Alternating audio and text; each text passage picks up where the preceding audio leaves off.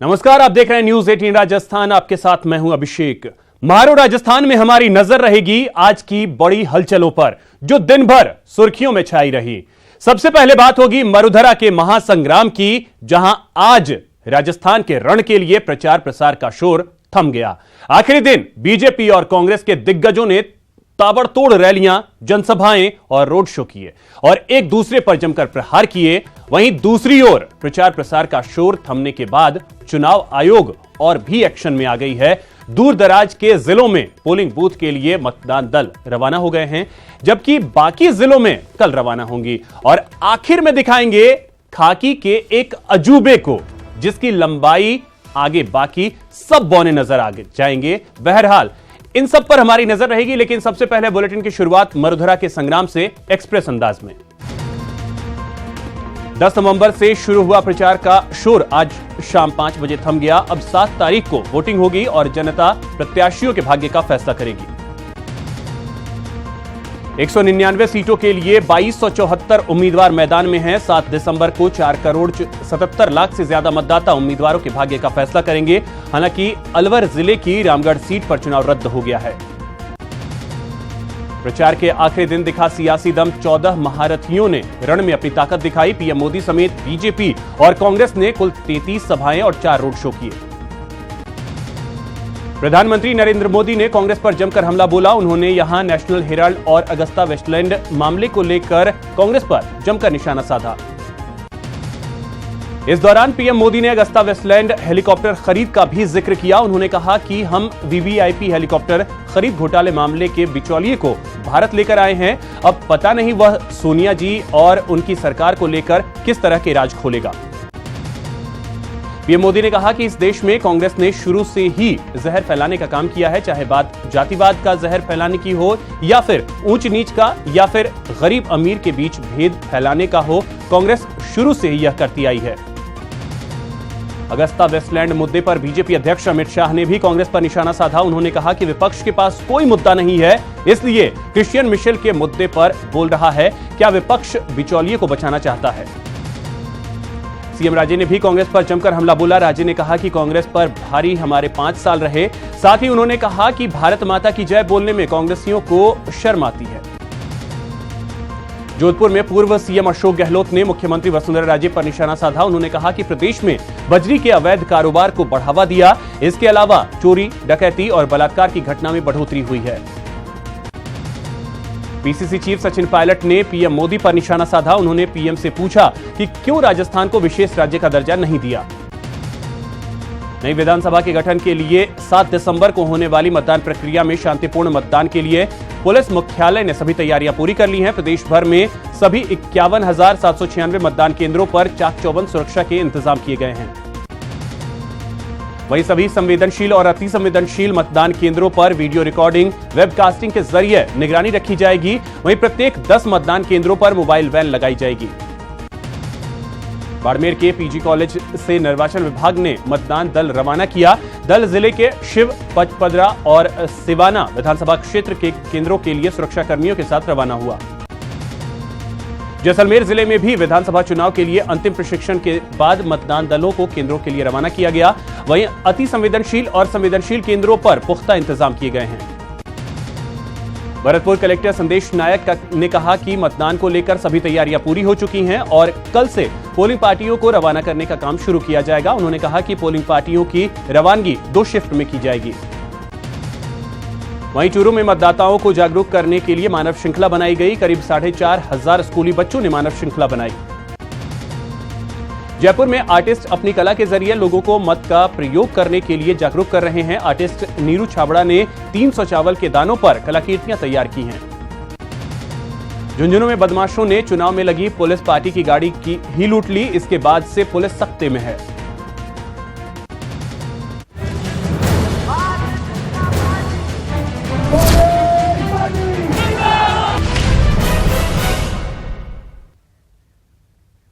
तो election express के बाद बात मरुधरा के महासंग्राम की। 10 नवंबर से शुरू हुआ प्रचार का शोर आज शाम 5 बजे थम गया। अब तारीख 7 का इंतजार है, जब वोटिंग होगी और जनता प्रत्याशियों के भाग्य का फैसला करेगी। राजस्थान के रण में 10 नवंबर से शुरू हुए प्रचार प्रसार का दौर अब थम गया है। अपनी अपनी पार्टी के प्रत्याशियों के लिए वोट मांगने का समय खत्म हो गया है। हालांकि अब सभी प्रत्याशी बिना किसी लाव लश्कर के डोर टू डोर वोट की अपील कर सकते हैं। प्रचार का शोर थमने के साथ ही कई चीजों पर भी पाबंदी लग गई है। जैसे अब कोई भी राजनीतिक दल सार्वजनिक सभा नहीं कर सकेगा। इसके साथ ही जुलूस निकालने पर भी पाबंदी लग गई है। मीडिया के जरिए भी चुनाव प्रचार पर रोक लगा दी गई है। साथ ही किसी भी तरह का संगीत समारोह का भी आयोजन नहीं होगा। हालांकि प्रत्याशी सिर्फ घर घर जाकर जनसंपर्क कर सकते हैं। रण से पहले आज का दिन सभी दलों के लिए बेहद अहम रहा और सभी दलों के दिग्गजों ने चुनाव प्रचार में अपनी पूरी ताकत झोंक दी। चुनावों से लेकर काउंटिंग डे तक के लिए पुलिस ने भी सुरक्षा के कड़े इंतजाम कर दिए हैं। चप्पे चप्पे पर पुलिस का पहरा रहेगा। ऐसे में आप अगर लोकतंत्र के इस पर्व का हिस्सा बन रहे हैं तो आपको ये जान लेना जरूरी है कि मतदान के लिए आपका नाम मतदाता सूची में होना पहली अनिवार्यता है। इसके बाद वोटिंग वाले दिन आपको अपने मतदान केंद्र पर अपनी पहचान स्थापित करानी होगी, जिसके बाद आप अपना मतदान कर सकते हैं। प्रदेश में कुल 4,77,89,815 मतदाता हैं, जो 7 दिसंबर को किसी की जीत तो किसी की हार तय करेंगे। जयपुर से न्यूज़ 18 के लिए प्रेम मीणा की रिपोर्ट। राजस्थान के रण के लिए चुनावी शोर थम चुका है, जिसके बाद निर्वाचन अधिकारी आनंद कुमार ने मतदाताओं से वोट करने की अपील की है। शाम को 5 बजे से प्रचार जो है इलेक्शन का थम गया है। अब अगले जो 2 दिन है, जो चुनाव जब वोट डलेंगे तब तक के लिए किसी भी तरह का कोई भी प्रचार जो है टीवी पर नहीं किया जा सकता है, इलेक्ट्रॉनिक मीडिया में कुछ नहीं हो सकता है, परंतु प्रिंट मीडिया के अंदर प्रचार किया जा सकता है। लेकिन जो भी एड जो दी जाएगी उसको जिला स्तर पर या हमारे यहाँ पे एमसी कमेटी है उसके माध्यम से सर्टिफाई कराने के बाद ही दी जा सकती है, और बाकी किसी तरह का प्रचार जो है वो नहीं किया जा सकता। नहीं, देखिए वो तो वही है, सारी हिदायतें जो पहले भी दी गई हैं कि कौन कौन कहाँ का रुक सकता है, कौन कॉन्स्टिट्यूएंसी में रुक सकता है, जो वहां का वोटर नहीं है उसको अपने वहां से, जहां पे अगर उसका वोट नहीं है तो जहां पे उसका वोट है उसको वहां पे चले जाना चाहिए। इस तरह की सामान्य सी चीजें हैं जो कि आचार संहिता में पहले से ही लग। तो चुनावी शोर थम गया है, अब डोर टू डोर संपर्क पर जोर है। लेकिन प्रचार के आखिरी दिन बीजेपी और कांग्रेस दोनों ही पार्टियों ने पूरा जोर लगा दिया। देखिए रिपोर्ट। प्रचार के आखिरी दिन सियासी दम। 14 महारथियों ने रण में दिखाई ताकत। 33 सभाएं, 4 रोड शो और 2 प्रेस कॉन्फ्रेंस। सूबे में चुनावी शोर थम गया है। अब 7 दिसंबर को 4,74,00,000 से अधिक मतदाता अपने मताधिकार का प्रयोग कर 2,274 प्रत्याशियों के भाग्य का फैसला करेंगे। लेकिन राजस्थान के रण में प्रचार के आखिरी दिन सभी पार्टियों ने धुआंधार प्रचार किया। रण में बीजेपी का दम, 8 दिग्गज, 17 सभाएं। नरेंद्र मोदी ने पाली जिले के सुमेरपुर और दौसा में जनसभा की। अमित शाह ने जयपुर में प्रेस कॉन्फ्रेंस और अजमेर में रोड शो किया। राजनाथ सिंह ने नोहर, बुहाना और झुंझुनू में जनसभा को संबोधित किया। स्मृति ईरानी ने विराटनगर, बानसूर और किशनपोल में सभा की। मुख्यमंत्री वसुंधरा राजे ने कल्याणपुर, खैरवाड़ा, आनंदपुरी, बागीडोरा और सांगोद में सभा की। साथ ही सीएम राजे ने 12 में रोड शो भी किया। छत्तीसगढ़ के मुख्यमंत्री रमन सिंह ने नोखा में प्रचार किया तो बीकानेर में पीसी की। प्रचार के आखिरी दिन मरुधरा के महासंग्राम में कांग्रेस ने भी पूरा जोर लगाया। रण में कांग्रेस का दम, 16 दिग्गज, 6 सभाएं। सचिन पायलट ने टोंक, सवाई माधोपुर में चुनावी सभा की। अशोक गहलोत ने जयतारण और उसके बाद जोधपुर में चुनावी सभाएं की। कांग्रेस नेता राज बब्बर ने धौलपुर और किशनगढ़ में रोड शो और राजाखेड़ा में चुनावी सभा को संबोधित किया। कुमारी शैलजा ने किशनगढ़वास, अलवर, लालसोट में चुनावी सभा की। भूपेंद्र सिंह हुड्डा और मनीष तिवारी ने सादुल शहर और रायसिंह नगर में चुनावी सभा की। चुनावी प्रचार थम जाने के बाद अब सभी दल डोर टू डोर संपर्क में जुट गए। Bureau report, news 18 Rajasthan. Rafale पर चौतरफा घिरी बीजेपी के हाथ ब्रह्मास्त्र लग गया है, जिससे वो न केवल 2019 का लोकसभा बल्कि राजस्थान और तेलंगाना के चुनावी समर में भी इस्तेमाल कर रही है।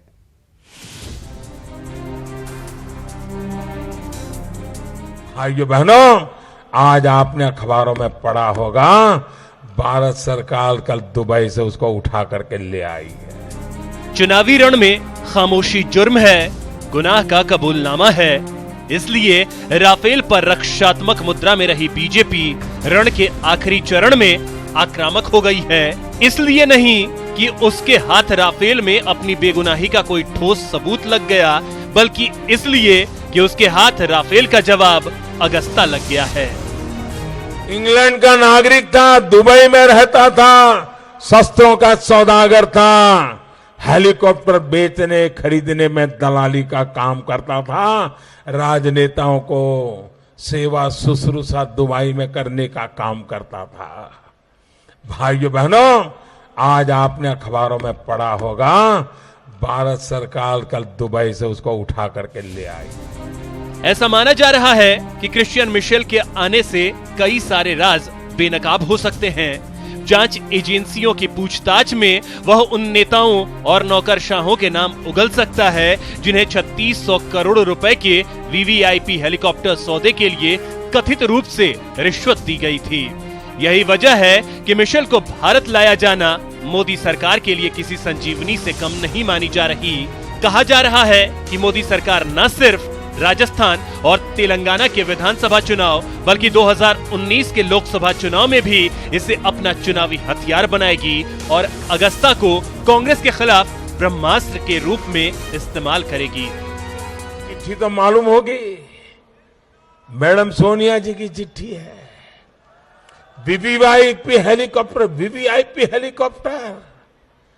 भाइयों बहनों, हम लगे सरकार में आने के बाद सारी फाइलें कागजें पता नहीं कहां कहां लगा दिया था। ढूंढते रहे और उसमें से एक राजदार हाथ लग गया। पर सियासत का ये कैसा दौर है जहां अपनी बेगुनाही साबित करने की बजाय सामने वाले के हाथ में उसके कथित घपले घोटाले की लिस्ट थमा दी जाती है। इसीलिए अपने भाषण में नरेंद्र मोदी कहीं भी, आजकल न कहीं भी किसी भी भाषण में नरेंद्र मोदी राफेल के बारे में, भ्रष्टाचार के बारे में एक शब्द नहीं बोल सकता, क्योंकि जैसे ही नरेंद्र मोदी जी के मुंह से निकलता है जनता कहती है चौकीदार चोर है। उनको डर लगता है भाइयों और बहनों, उनको डर लगता है कि गलती से उन्होंने बात कर दी भ्रष्टाचार की, भाषण के बीच में कोई बोलेगा चौकीदार चोर है। यह सच्चाई है। ऐसा नहीं लग रहा कि सियासतदानों का मकसद भ्रष्टाचार की जड़ पर प्रहार करना है, बल्कि खुद की ओर उठते सवालों की धार को कुंद करना रह गया है। Bureau report, news 18 Rajasthan.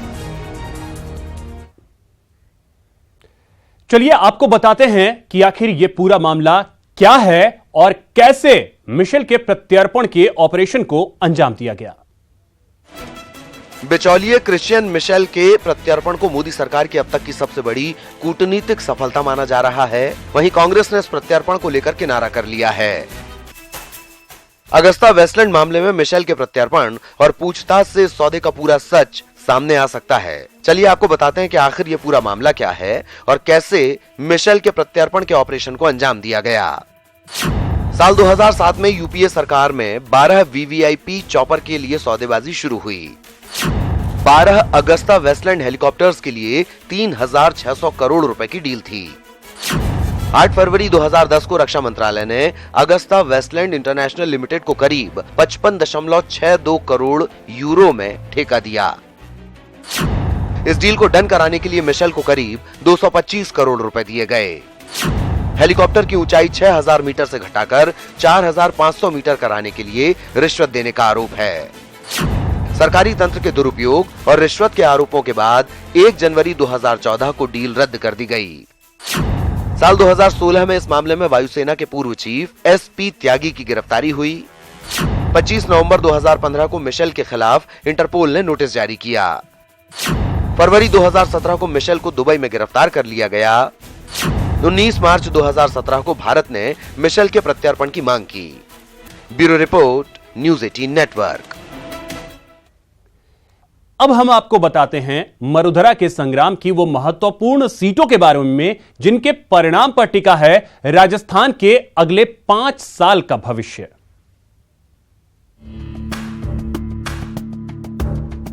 सूबे की सबसे प्रतिष्ठित सीट है झालरा पाटन सीट, जहां से सीएम वसुंधरा राजे चौथी बार मैदान में हैं। झालरा पाटन सीट पर सीएम वसुंधरा राजे के मुकाबले के लिए खड़े हैं कांग्रेस के कद्दावर नेता मानवेंद्र सिंह। सीएम राजे इस सीट से लगातार 3 बार विधायक हैं।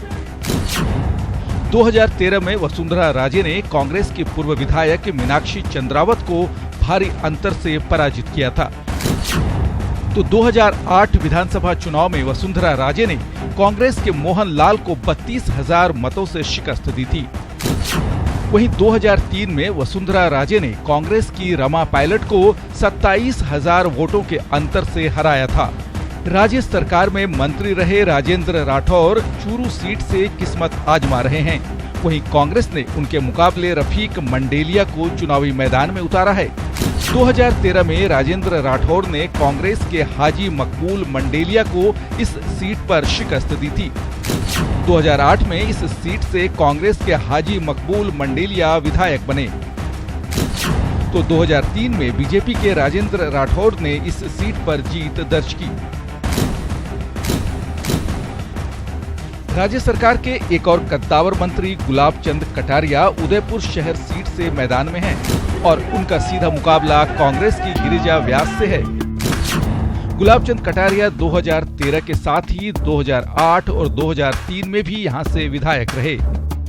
बात करें टोंक सीट की तो इस बार यहां से पीसीसी अध्यक्ष सचिन पायलट किस्मत आजमा रहे हैं और उनके मुकाबले बीजेपी ने यूनुस खान को मैदान में उतारा है। इस सीट पर 2013 में बीजेपी के अजित मेहता विधायक बने थे।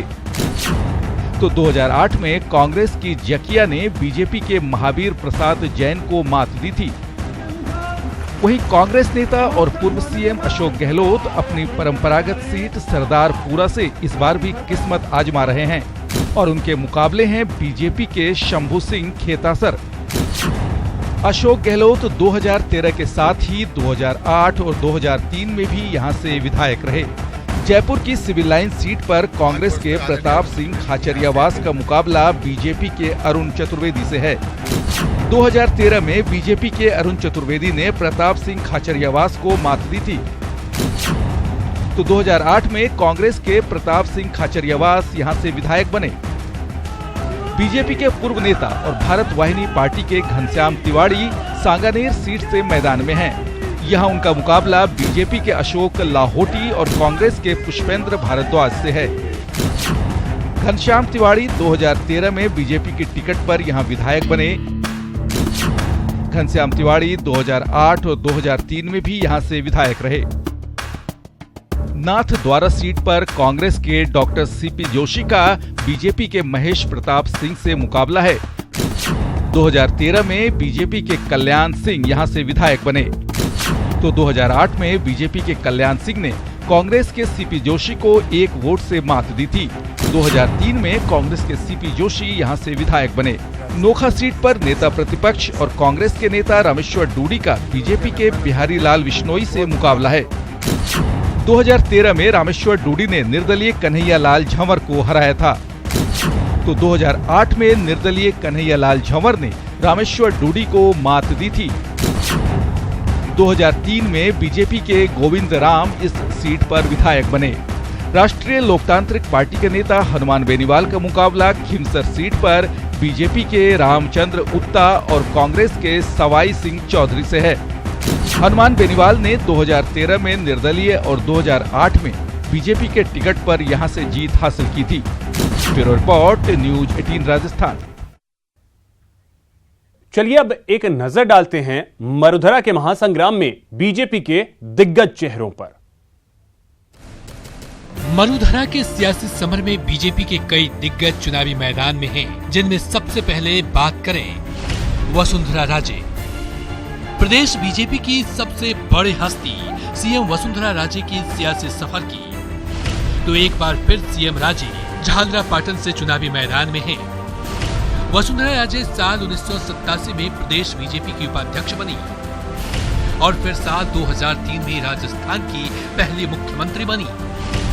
इसके बाद साल 2013 में दूसरी बार मुख्यमंत्री बनी। बीजेपी के बड़े चेहरे में शामिल राजेंद्र राठौर चूरू सीट से एक बार फिर चुनावी मैदान में हैं। राजेंद्र राठौर साल 1990 में पहली बार चूरू से विधायक चुने गए और इस सीट से 4 बार विधायक रहे हैं। राठौर प्रदेश बीजेपी सरकार में कई बार मंत्री रहे हैं। वहीं बात करें प्रदेश बीजेपी के दिग्गज नेता गुलाब चंद कटारिया की तो उदयपुर सीट से एक बार फिर चुनावी मैदान में हैं। गुलाब सिंह कटारिया साल 1977 में पहली बार उदयपुर से विधायक बने। कटारिया अब तक 7 बार विधायक और 1 बार सांसद रहे हैं। वो साल 2002 से 2003 तक विपक्ष के नेता रहे और प्रदेश बीजेपी सरकार में कई बार मंत्री भी रहे हैं। प्रदेश बीजेपी के दिग्गज नेता और एकमात्र मुस्लिम चेहरा हैं यूनुस खान। टोंक सीट से चुनावी मैदान में हैं। 2003 में पहली बार डिडवाना सीट से विधायक चुने गए।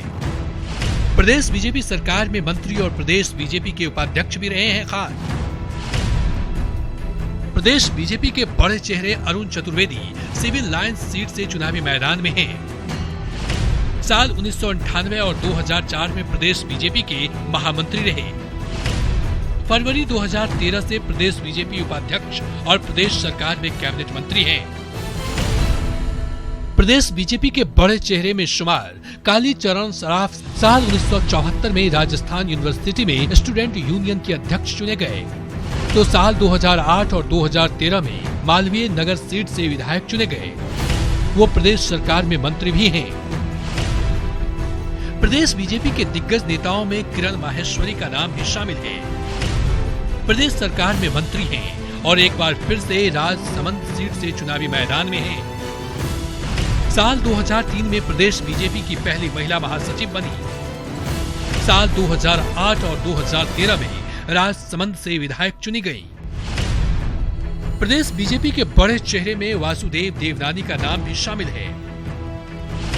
प्रदेश सरकार में मंत्री देवनानी एक बार फिर अजमेर उत्तर से चुनावी मैदान में हैं। साल 2003 में भी अजमेर उत्तर सीट से विधायक चुने गए और 2003 की प्रदेश बीजेपी सरकार में भी मंत्री रहे हैं। श्रीचंद्र कृपलानी प्रदेश बीजेपी के बड़े चेहरे हैं। प्रदेश सरकार में मंत्री हैं। एक बार फिर से निम्बाहेड़ा सीट से चुनावी मैदान में हैं। साल 2004 में चित्तौड़गढ़ से सांसद भी रहे हैं। प्रदेश बीजेपी के वरिष्ठ नेता और बड़े चेहरे कैलाश मेघवाल का नाम शामिल है। मौजूदा विधानसभा के अध्यक्ष हैं। एक बार फिर से शाहपुर सीट से चुनावी मैदान में हैं। साल 1977 में पहली बार विधायक चुने गए। प्रदेश सरकार में कई बार मंत्री रहे हैं। टोंक सवाई माधोपुर सीट से सांसद भी रहे हैं। Bureau report news 18 Rajasthan. वहीं सत्ता वापसी के लिए कांग्रेस लगातार प्रयासरत है और उनके दिग्गजों ने पूरा जोर लगा डाला है। इस पर भी एक नजर डाल लेते हैं कि आखिर कांग्रेस के दिग्गज कौन है। मरुधरा के सियासी रण में कांग्रेस के कई दिग्गज चुनावी मैदान में हैं, जिसमें सबसे पहले नजर डालें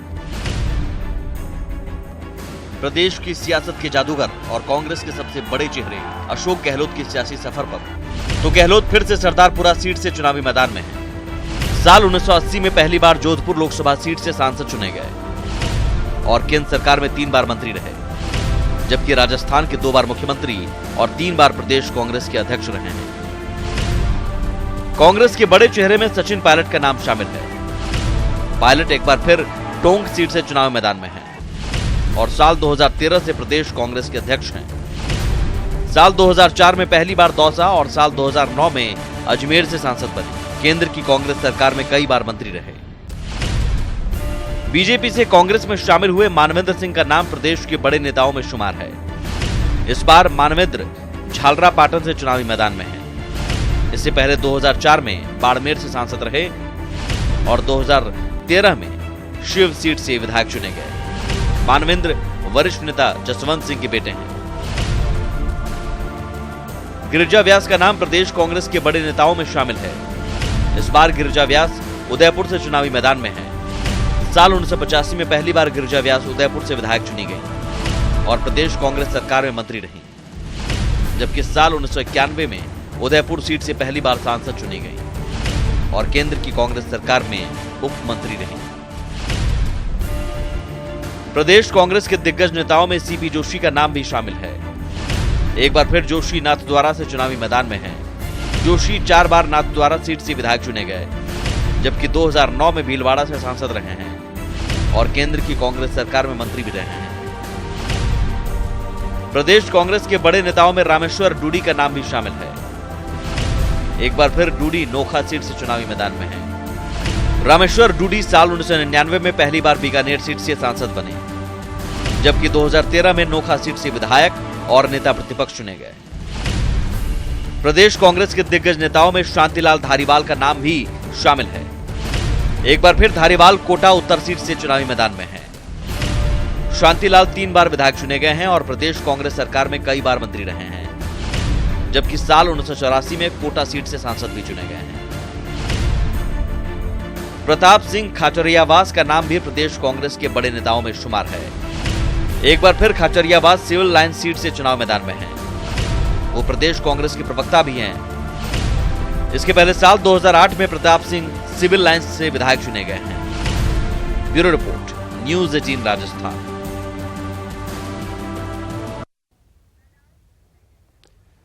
राम जी करेंगे बेड़ा पार, जब भी मुश्किल में लोग फंसते हैं यही दोहराते हैं। तो क्या सिर्फ यही वजह है कि राजस्थान के रण में बड़ी से लेकर छोटी छोटी पार्टियों तक ने राम नाम वालों पर जमकर भरोसा जताया है? राम राम, सुख में राम, दुख में राम, विदाई पर राम, मिलन पर राम, हार में राम, जीत में राम, यानी जीवन का पूरा सार राम ही राम। राम राम राम। हिंदू परंपरा में राम सिर्फ नाम ही नहीं बल्कि एक भरोसा है अंधेरे से उजाले की ओर बढ़ने का। यही वजह है कि जाति कोई भी हो, लोग नाम में राम जरूर जोड़ते हैं, जिससे कि जीवन में अंधेरा ना हो। तो क्या चुनावी सफर में भी छोटी बड़ी पार्टियों ने राम नाम वाले 319 उम्मीदवारों को टिकट इसलिए ही दिए हैं, या फिर ये कोई संयोग है? हैरानी होती है जब राजस्थान के रण में खड़े 2294 उम्मीदवारों के नाम पर नजर डालते हैं। एक दो नहीं, पूरे 319 नाम ऐसे हैं जिनके नाम में राम है। किसी के आगे राम, किसी के पीछे राम, किसी किसी के नाम के मध्य में राम। राम राम राम। राम मंदिर का मुद्दा भले ही बीजेपी उठाती हो, उस मुद्दे पर तंज कांग्रेस करती हो, लेकिन राम के नाम पर ऐतराज किसी को नहीं। सभी ने दिल खोलकर राम नाम वालों पर महज इसलिए भरोसा किया है क्योंकि राम से बड़ा जनाधार तो किसी और का है ही नहीं। पार्टीवार बात करें तो बीजेपी ने राम नाम वाले 30 उम्मीदवार उतारे हैं, तो कांग्रेस के राम नाम वाले 23 उम्मीदवार मैदान में हैं। बीएसपी के भी 27 राम नाम वाले उम्मीदवार हैं, वहीं 107 निर्दलीय राम नाम वाले उम्मीदवार मैदान में हैं। बीजेपी, कांग्रेस, बीएसपी और निर्दलीय के जहां 187 उम्मीदवारों के नाम में राम है, तो वहीं इससे इतर कई छोटी छोटी पार्टियों के 132 उम्मीदवार भी चुनावी मैदान में हैं, जिनके नाम में राम शामिल है। नाम में राम है तो फिर हार का कोई भय नहीं, यही सोचकर शायद ऐसे उम्मीदवार चुनावी मैदान में हैं। बीजेपी और कांग्रेस के अलावा जितने भी राम हैं, उन्हें उस इलाके की जनता कितना पहचानती है, ये तो ईवीएम खुलने के बाद ही पता चलेगा।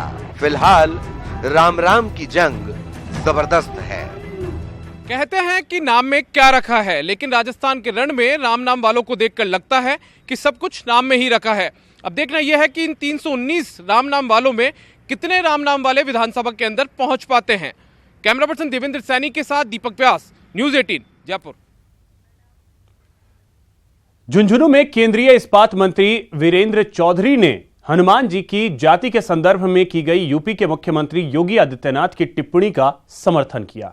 न्यूज 18 संवाददाता इम्तियाज भाटी ने वीरेंद्र चौधरी से खास बातचीत की। यूपी के मुख्यमंत्री योगी जी ने एक भगवान को भी जाति में बांट दिया। इसके बाद कांग्रेस को एक बड़ा मुद्दा भी मिला इस मामले को इसी चुनाव में। जातिवाद की बात नहीं है ये। अब हम नहीं कहते रघुवंशी हैं भगवान राम, तो कोई उसमें ऐसा बोलने में कोई जातिवाद झलकता है, ये नहीं है। और किसी न किसी रूप में कोई ना कोई कहीं तो पैदा हुआ होगा। चलो एक काम तो हुआ, अब लोगों ने अपना आगे पीछे का इतिहास तो बताना शुरू कर दिया। राहुल गांधी ने भी अपना गोत्र बताना शुरू किया, वरना तो मैं तो 40 साल कांग्रेस में रहा हूं, मेरे को नहीं पता था कौन सा गोत्र है उनका। ये थे वीरेंद्र चौधरी, जिन्होंने कहा कि भारत एक विविधताओं भरा देश है, यहाँ पर सब कुछ है। वहीं ये बात भी अच्छी है कि लोगों ने अपनी जाति और गोत्र भी बताना शुरू कर दिया है। कैमरा पर्सन आसिफ के साथ इम्तियाज भाटी, न्यूज 18 झुंझुनू। दागियों पर दाव लगाने में कोई भी पार्टी पीछे नहीं है। राजस्थान के रण में सबसे ज्यादा कांग्रेस ने दागियों पर भरोसा जताया है, तो बीजेपी भी इसमें कांग्रेस से कुछ ही पीछे है। ये रिपोर्ट देखिए। रण में दागियों पर दाव, 195 दागी मैदान में ठोक रहे ताल। कांग्रेस में सबसे ज्यादा दागी। राजनीतिक पार्टियां दावा तो साफ सुथरी राजनीति की करती हैं, लेकिन दागियों पर दाव लगाने में कोई भी पार्टी एक दूसरे से पीछे नहीं है। एसोसिएशन फॉर डेमोक्रेटिक रिफॉर्म्स और राजस्थान इलेक्शन वॉच ने 2188 उम्मीदवारों के शपथ पत्रों के आधार पर रिपोर्ट पेश की है, जिसके मुताबिक 320 यानी 15% उम्मीदवारों पर आपराधिक मामले दर्ज हैं। 195 यानी 9% उम्मीदवारों पर गंभीर आपराधिक केस हैं। 48 विधानसभा क्षेत्र में 3 या इससे ज्यादा उम्मीदवारों ने खुद पर आपराधिक मामले घोषित किए। इस बार कांग्रेस, बीजेपी, आप और बीएसपी सहित प्रमुख दलों में आपराधिक पृष्ठभूमि वाले कैंडिडेट को टिकट देने का प्रतिशत बढ़ा है। कांग्रेस ने सबसे ज्यादा 22% आपराधिक पृष्ठभूमि वाले उम्मीदवारों को मैदान में उतारा है। वहीं बीजेपी ने 17% आपराधिक पृष्ठभूमि वाले उम्मीदवारों पर दाव लगाया है। आप के 18% तो बीएसपी के 17% उम्मीदवारों पर आपराधिक प्रकरण है। कांग्रेस के 22% है और सीरियस केसेस वाले 14% हैं। आम आदमी पार्टी के 18% नॉर्मल केसेस और 11% सीरियस केसेस हैं। भाजपा ये के भारतीय जनता पार्टी के 17% क्रिमिनल केसेस हैं, 11% सीरियस, और बसपा के 17% क्रिमिनल केसेस और 11%। साफ है, इस बार दागियों पर दाव लगाने में कोई भी पार्टी पीछे नहीं है। Bureau report, news 18 Rajasthan. क्या आपने चलता फिरता अजूबा देखा है? नहीं तो आज हम आपको दिखाने जा रहे हैं एक ऐसे शख्स को जिसे देखकर आप भी यकीनन कह उठेंगे ये अजूबा नहीं तो और क्या है। नाम जगदीप सिंह, लंबाई 7 फुट 6 इंच, वजन 190 किलो, जूता का नंबर 19।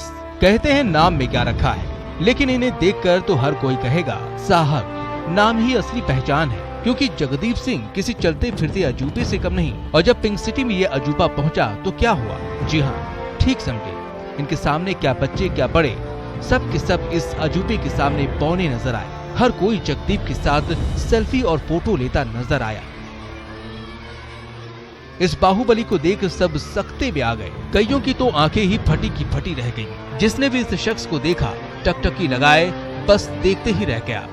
सबसे पहले तो स्कूल स्टाफ का, प्रिंसिपल मैम का थैंक यू करना चाहता हूँ, जिन्होंने मेरे को इतने बच्चों से मिलाया। बच्चे भगवान का रूप होते हैं, तो खुशी होती है बच्चों के साथ मिलके। तो तो कई बार होता है कि जब आदमी पहले बार देखता हो तो नॉर्मली अगर बच्चा कोई बड़ा भी हो ना, वो भी शौक में जाता है कि इतना लंबा आदमी। चलिए अब आप इनका परिचय जान लीजिए। नाम है जगदीप सिंह, पंजाब के अमृतसर में हेड कांस्टेबल हैं। जगदीप सिंह की लंबाई 7 फुट 6 इंच है, जो रेसलर ग्रेट खली से 5 इंच ज्यादा है। जगदीप का वजन 190 किलो है। और जगदीप 19 नंबर का जूता पहनते हैं। जाहिर है जब एक इंसान के अंदर इतना कुछ हो तो अजूबा कहना गलत ना होगा। तकलीफ सिर्फ यही है कि जो कपड़े वगैरह नहीं मिलते वो और तो कोई ज्यादा नहीं है। सेल्फी का ये है कि देखिए बच्चों के साथ फोटो खिंचवाई है, इतना मजा आया, करीब 1 घंटा पता नहीं लगा कैसे स्पेंड हो गया। तो कोई ज़्यादा मुश्किल नहीं आती हाइट की वजह से। हाइट की वजह से तो अगर इस स्कूल में बैठा हूँ, अगर हाइट ना होती तो कौन बुलाता। मैं थैंक्स बोलता हूँ फिर से स्कूल स्टाफ का। हमें कोई प्रॉब्लम नहीं है। परिवार मेरा, सभी भाई बहन, मेरी वाइफ, मेरे मम्मी पापा बहुत मेरा साथ देते हैं। कई बार होता है कि कहीं पार्टी में गए हैं तो उनको अकेले भी बैठना पड़ता है, क्योंकि मैं तो फ़ोटो खिंचवाने में बिजी रहता हूँ। तो थोड़ा परिवार बिल्कुल मेरे साथ है, वो मेरा साथ है। जगदीप अपनी हाइट की वजह से फिल्म इंडस्ट्री में भी खास पहचान बना चुके हैं और बॉलीवुड फिल्म रंग दे बसंती, फिर हेरा फेरी, 3 थे भाई और वेलकम न्यूयॉर्क में उन्होंने अपनी अदाकारी के जलवे बिखेरे हैं। जयपुर से न्यूज़ 18 के लिए सतवीर सिंह की रिपोर्ट।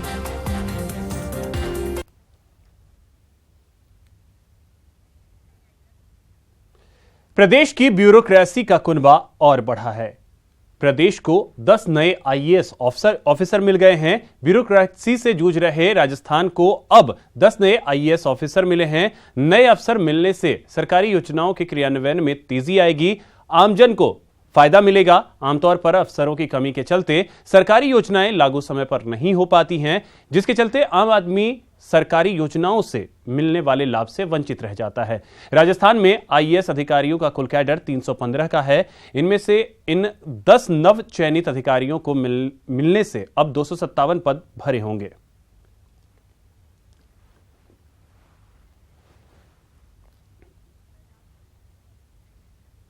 राज्य पीसीपीएनडीटी टीम ने पंजाब में कार्रवाई करते हुए भ्रूण लिंग जांच मामले में रैकेट का पर्दाफाश किया है। कार्रवाई में 3 लोगों की गिरफ्तारी की गई है। लंबे समय से मिल रही शिकायत के चलते कार्रवाई को अंजाम दिया गया।